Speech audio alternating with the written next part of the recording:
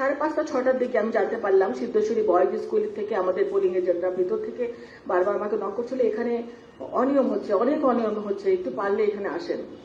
এবং প্রায় 5-6 জন বিদেশি পর্যবেক্ষক ছিলেন ওই রুমটার মধ্যে, ওখানে কাউন্টিং হচ্ছিল।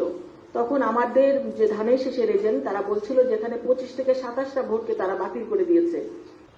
সালেউদ্দিন ভাই উনি গেস্ট ছিলেন, হোস্ট ছিলেন আমাদের মানব জমিনের জনাব মতিউর রহমান ভাই। তিনি কিছু কথা বলেছেন। তিনি বলেছিলেন যে সিদ্ধেশ্বরী বয়েজ স্কুলের যে ঘটনাটা কেন্দ্র করে যে সোশ্যাল মিডিয়ায় যে খবরগুলো এসেছে সেটা নিয়ে তিনি বলতে চাচ্ছিলেন যে ওখানে আমি গিয়েছি, ওটা বৈধ ছিল, কারণ আমি নির্বাচনে যে প্রার্থী জাপাসের প্রধান নির্বাচনী এজেন্ট, সেজন্য আমি প্রার্থী যেটা করতে পারি, যে জায়গায় যেতে পারি, সেই এক্সেসগুলো আমারও আছে, সেজন্য আমি যেতেই পারি, এটা আমার যাওয়াটা সঠিক ছিল এবং আমি যে তাদেরকে চার্জ করছি সেটাও সঠিক ছিল। কিন্তু তারপরে তিনি যেটা বলেছেন যে আমি যাওয়ার পরে যে অবৈধ ভোটগুলোকে বৈধ করানো হয়েছে সেটা নিয়ে নাকি মামুনুল হক সাহেব বলেছেন যে তার আসলেও বৈধ করা দরকার, সেটার পক্ষে উনি কথা বলেছেন। তো আমি আসলে সেই জিনিসটা ক্লিয়ার করার জন্য আজকে আপনাদেরকে ডেকেছি। আমি 12 তারিখে 5:30-6টার দিকে আমি জানতে পারলাম সিদ্ধেশ্বরী বয়েজ স্কুল থেকে আমাদের পোলিং এজেন্টরা ভিতর থেকে বারবার আমাকে নক করছিল, এখানে অনিয়ম হচ্ছে, অনেক অনিয়ম হচ্ছে, একটু পারলে এখানে আসেন। আমি তখন দৌড়ে চলে গেলাম, গিয়ে আমি দরজা নক করছি, বারবার নক করছি, অনেকক্ষণ, আধা ঘন্টা পরে দরজাটা খুললো, ভিতরে যেতে দিবেই না। তারপরে গেলাম, ওখানে প্রিজাইডিং অফিসার ছিল শামসুল ইসলাম ইসলামী ব্যাংকের, এবং প্রায় 5-6 জন বিদেশি পর্যবেক্ষক ছিলেন ওই রুমটার মধ্যে, ওখানে কাউন্টিং হচ্ছিল। তখন আমাদের যে ধানের শেষের এজেন্ট তারা বলছিল যেখানে 25 থেকে 27টা ভোটকে তারা বাতিল করে দিয়েছে, যে ভোটটা ওই যে সাদা জায়গাটা সিল মেরেছে জন্য সেগুলোকে বাতিল করে দিয়েছে। কিন্তু আমি রওনা হওয়ার আগে জানতে পেরেছিলাম যে নির্বাচন কমিশন থেকে ওই ভোটগুলোকে বৈধ করার জন্য রিকোয়েস্ট করা হয়েছে। তখন আমি প্রিজাইডিং অফিসার শামসুল ইসলামকে বললাম যে এই ভোটগুলো তো নির্বাচন কমিশন থেকে বৈধ করার জন্য বলা হয়েছে। উনি বললেন যে আমরা এরকম কোনো নির্দেশনা পাইনি। তখন রিটার্নিং কর্মকর্তা এই সময় আমার মোবাইলে ফোন দিলেন। আমি তখন বললাম যে ভাই এখানে তো রিটার্নিং কর্মকর্তা যে শামসুল ইসলাম, উনি কথা শুনতে চাচ্ছেন না, উনি এগুলোকে মানতে রাজি না। তখন উনি বললেন ওনাকে ফোনটা দেন। আমি ফোনটা সাইফুল ইসলাম, আমি স্পিকারে রেখেছিলাম ফোনটা আমার।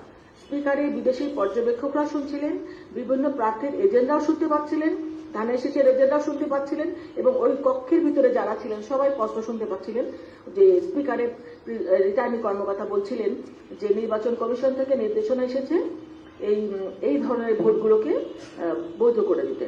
এখন এটা বাস্তবায়ন করবেন কি না করবেন সেটা সম্পূর্ণ আপনার ব্যাপার।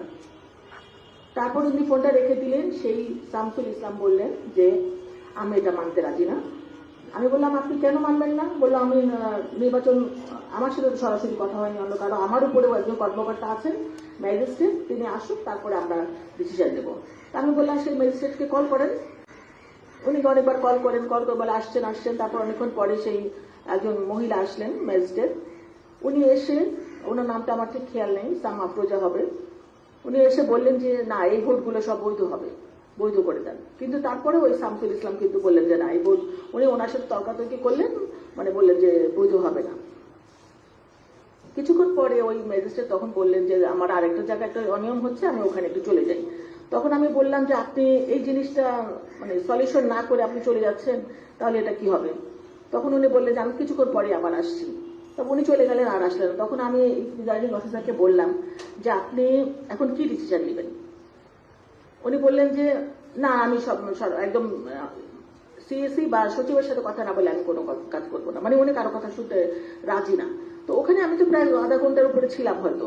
তখন আমাদের ছেলেপেলেরা যারা পোলিং এজেন্ট ছিল তারা বলছিল যে এখানে অনেক ভোটের ব্যবধানে আমরা এগিয়ে আছি, আর এই ভোটগুলো দিবে কি দেবে। উনি মানে আমার সাথে তর্কাতর্কি হচ্ছিল যে আমি বলছিলাম যে আপনি যেটা লিগাল সেটা করেন, যেটা আপনাদের নির্দেশনা সেটা আপনারা মানেন। উনি মানবে না, তখন মানবে না, আমি চলে এসেছি।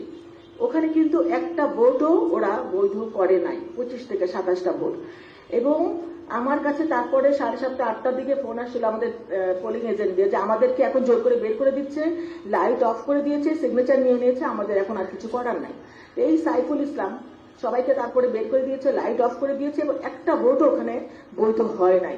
তো যেটা সোশ্যাল মিডিয়ায় ছড়াচ্ছে যে আমি যাওয়ার পর ভোটগুলো বৈধ হয়েছে আর তারপরে মির্জা আব্বাস নির্বাচিত হয়েছে, এটা ঠিক নয়। আমি ভা- আমি আমি আ- মানে ভেবেছিলাম না, ভাবছি মানে এটা নিয়ে যে আপনাদের সাথে কথা বলতে হবে, এটা আমি আশা করি নাই। কিন্তু কালকে যখন আমি ওই